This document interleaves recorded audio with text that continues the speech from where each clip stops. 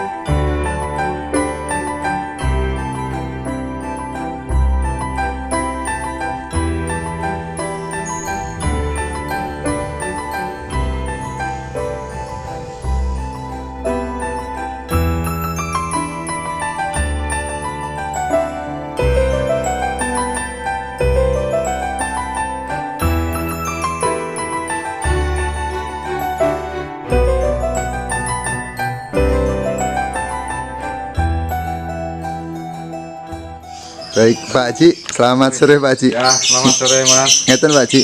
Saya yang masih penasaran ini Pak Haji. Jenengan dalam penempatan kandang ini kan hampir disebar seluruh kampung ya Pak Haji. Karena apa Pak Haji? Karena kebanyakan atau memang ritual harian jenengan seperti ini Pak Haji? Ya, yang pertama itu karena kebanyakan Mas. Dan untuk melatih penggaturan saya biasa saya gantungin di luar rumah. Jadi setiap tetangga bisa dengan lihat ada burung, jadi saya titipin untuk gantungin burung biar dia semakin gacor. Ngoten nih Pak Haji. Ya. Oke Pak Haji, jadi gini Pak Haji, ini jenengan dengan proses seperti ini Pak? Seperti ini Mas, untuk membuat penggacoran lovebird jantan khususnya ya Mas, saya sendirikan, saya gantungin dengan jarak yang paling enggak 3 meter, ada yang 2 meter, biar terbiasa kalau nanti di kandangan sudah mapan dengan sendirinya. Ngoten Pak Haji. Berarti gini Pak Haji, saya paham di sini. Berarti jenengan hariannya seperti ini. Iya. Terus apa jenengan mau bunyi mau enggak terserah, yang penting ditaruh sini, ngoten nggih Pak Haji. Iya, nggih. Gini Pak Haji, ini dalam catatan seperti ini jenengan untuk mendengar suara betina pripun Pak Haji? Enggak apa-apa Mas. Enggak masalah. Dia enggak lihat secara langsung. Ya mungkin ada teman-teman yang punya treatment sendiri-sendiri ya. Oh, ngoten nggih Pak. Tapi kalau saya sendiri pribadi, saya sedia beberapa betina untuk menyediakan nanti kalau sudah ada yang bocor baru saya kasih pasangan. Karena untuk betina sendiri saya untuk naruh di tempat yang jauh nggak mungkin Mas, soalnya tempatnya nggak ada, terus saya jadikan satu. Oh ngoten Pak Haji. Pak Haji kesini Pak Haji, saya masih penasaran sini Pak Haji. Ya. Jadi ini Pak Haji, saya kan tadi ngeliat sini Pak Haji. Ini jenengan penaruhan kandang di sini, ini kan bahkan seperti kandang ternak seperti biasa ngeten nih Pak. Ini hariannya seperti ini Pak Haji. Harian seperti ini karena burungnya agak giras tadinya Mas. Oh ngoten. Terbiasa sama orang, ini kan lalu lalang orang banyak sekali, jadi nanti terbiasa dengan oh ngoten Pak Haji. Ini Pak Haji, ini berarti posisinya udah ada jodohnya Pak Haji? Kalau yang ini belum, ini udah, tapi baru dipisah jodohnya. Oh enggak masalah Pak Haji, ini ada betina, situ ada jantan. Iya. Mungkin ada fungsinya Pak Haji untuk yang single itu biar ngiri atau gimana Pak Haji? Ya enggak, untuk naikin birahi aja Mas. Oh ngoten. Iya, untuk naikin birahi. Kalau ada pasangan dia berdekatan kan semakin naik birahinya. Ngoten Pak Haji. Baik Pak Haji, gini Pak Haji, berarti si jantan ini single di kandang kotak ini, jenengan nunggu gacor dulu baru masuk sini atau ini nggak ada kandang Pak Haji?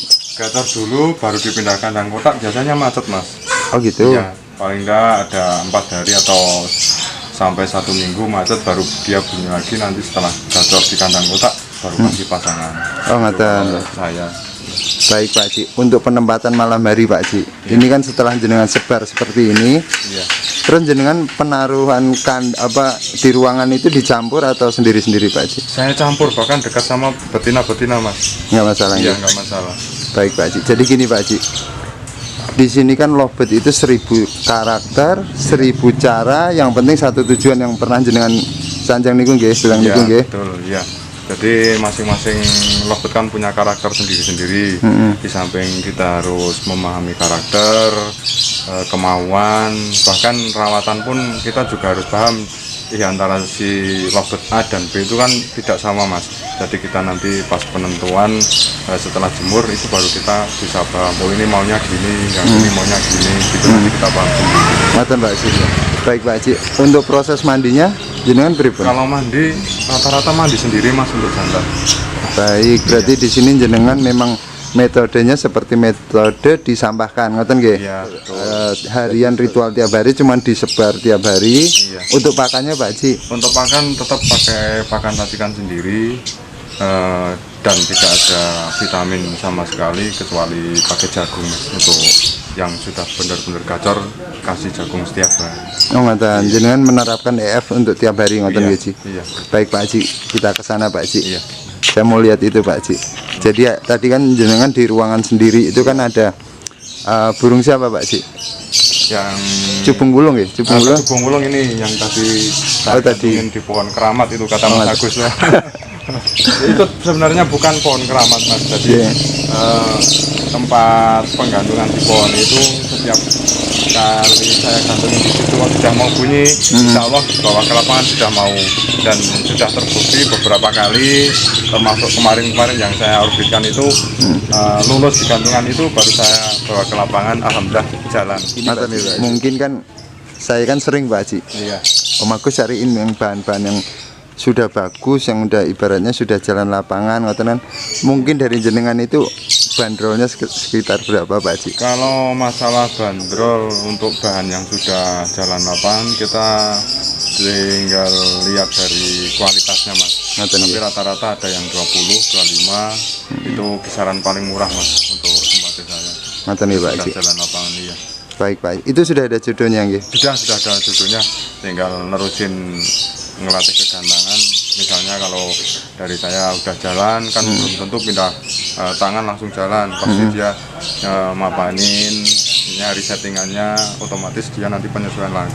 Ngoten nih Pak Haji. Jadi gini Pak Haji, di sini saya membuka ibaratnya yang kemarin-kemarin kita bahas ini kan Pak Haji, seperti apa penempatan kandang Pak Haji, ternyata seperti disampaikan disebar di Iya. seluruh rumah ini, ngoten nggih Pak Haji. Iya. Jadi gini Pak Haji, saya ini nanti mencari informasi untuk pembelajaran. Jadi pesan teman-teman, katanya Om Agus tolong carikan informasi tentang betina, rekondisi, ibaratnya kondisi ulang dari setelah diternak Pak Haji. Iya, iya. Ngoten nggih. Iya. Nanti untuk kita cari tempat yang lebih enak Pak Haji. Iya. Monggo Pak Haji. Iya.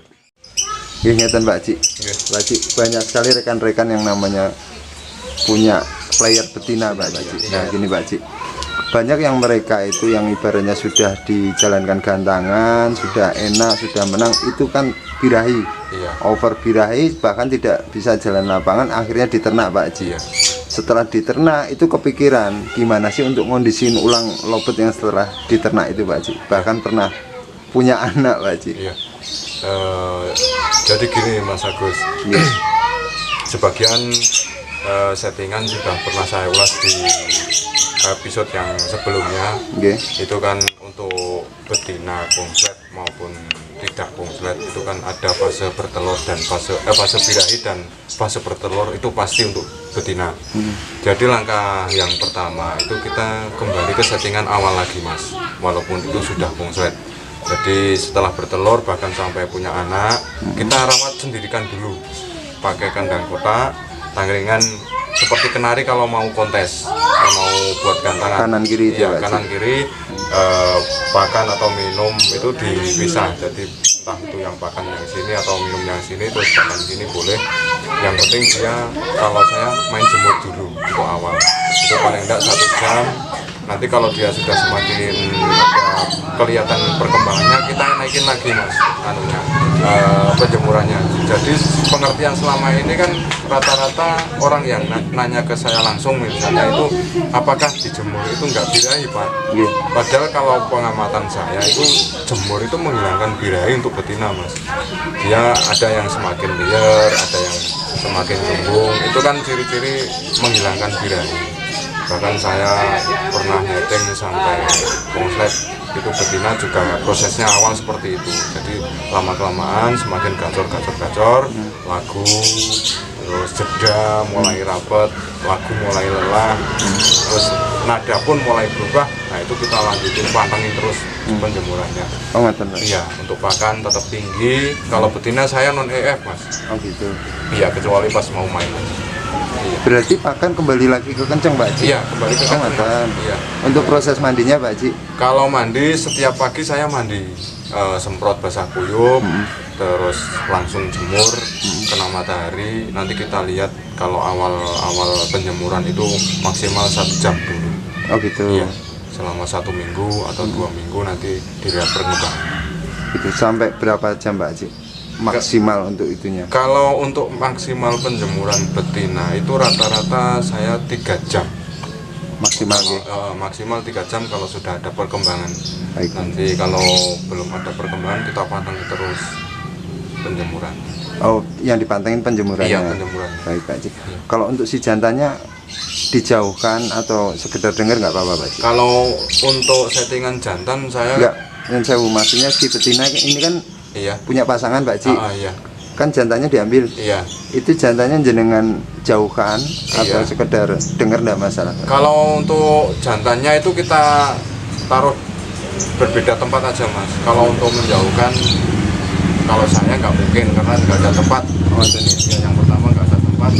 Terus kalau cuma dengar nggak apa-apa, bagi saya itu nggak masalah. Masalah birahinya naik nggak masalah? Nggak masalah, Mas. Nggak masalah. Kita kan main jemur, jadi birahi bisa terkontrol dengan main penjemuran itu. Oke, berarti jenengan stepnya itu benar-benar proses dari awal nggih Pak Haji? Iya. Dari nol kan Iya. lagi nggih?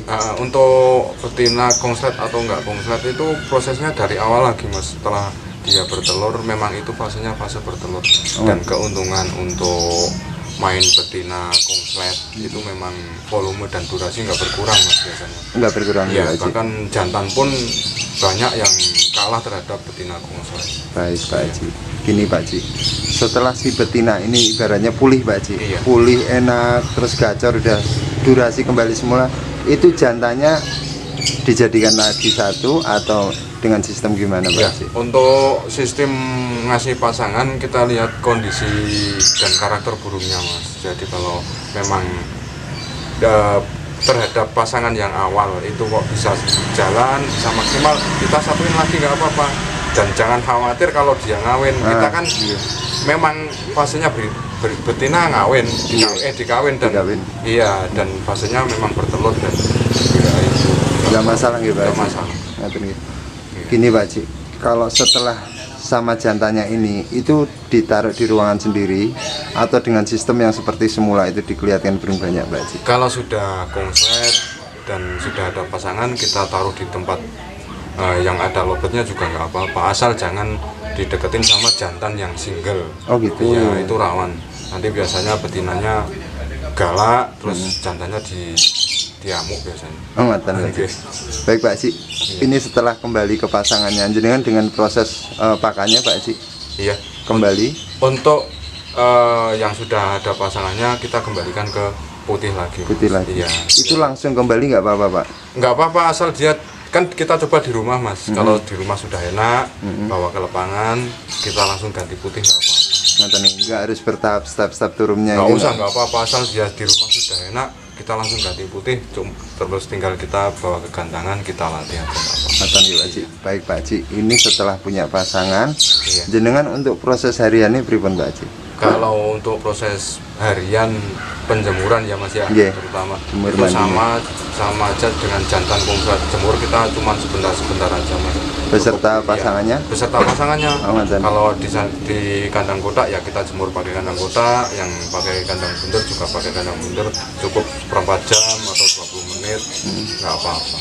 Oh berarti memang hampir sama dengan settingan jantan ya Pak Haji? Hampir sama Mas. Jadi sama-sama konslet jantan betina kita rawat sama. Hampir sama nggih.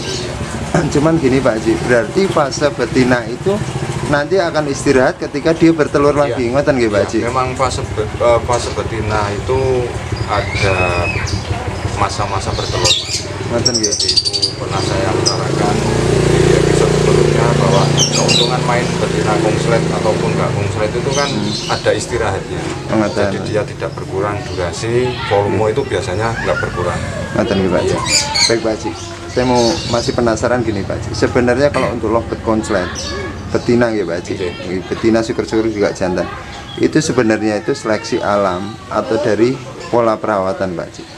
Ya, yang pertama itu kembali kita ke karakter dianya Mas. Jadi kalau dia memang tidak ada karakter untuk menuju arah konslet, kita pun merawat beberapa bulan kasarannya itu nggak akan jadi Mas. Tapi kalau ada karakter, entah itu dari segi apanya, kita kadang 2 bulan, 3 bulan, maksimal 6 bulan insya Allah ketemu Mas. Iya.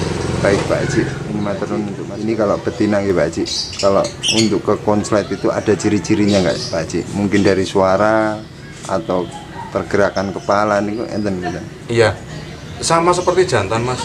Kadang kita melihat dari segi vektor. Kalau betina biasanya vektor dulu. Oh, awalnya vektor. Terus lama kelamaan vektornya itu kan jedanya rapat Mas. Jedanya rapat. Terus nanti kita proses, kalau mau kita pertahanin di vektor ya kita pasangin model settingan vektor. Kalau mau kita bablasin ke konslet ya kita rawat ke konslet menurut settingan kita masing-masing. Oh, Pak Haji. Baik Pak Haji, ini terima kasih untuk masukannya. Ini saya matur nuwun banget karena sudah berulang-ulang loh. Karena gini Pak Haji, lovebird itu kalau kita bahas nggak ada habis-habisnya Pak Haji. Betul, kan ngoten. Dari jenengan settingan begini, dari rekan lain seperti ini. Mungkin ini kan hanya berbeda-beda cara, cuman satu tujuan kan ngoten Pak Haji. Iya, yang penting masing-masing kan punya treatment dan prinsip sendiri-sendiri Mas. Ya saya pakai sistem yang kayak begini, teman-teman pakai yang kayak gitu, ya monggo. Itu kan memang caranya sendiri-sendiri Mas. Ya belum tentu caranya saya dipakai orang lain bisa sama, tapi juga bisa ada yang sama. Pak Haji. Tapi ini lagi Pak Haji, yang sering saya sampaikan ini, sebenarnya kalau untuk vitamin konslet ada yang betul Pak Haji? Tidak ada Mas. Iya.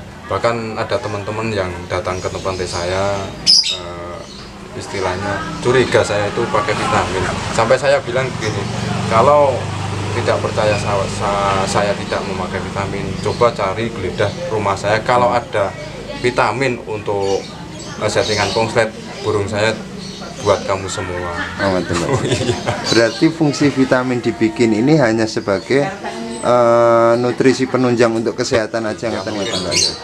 Baik Pak Haji, terima kasih untuk pembelajarannya kali ini. Semoga ini bermanfaat buat saya pribadi beserta lovebird mania nggih Pak Haji.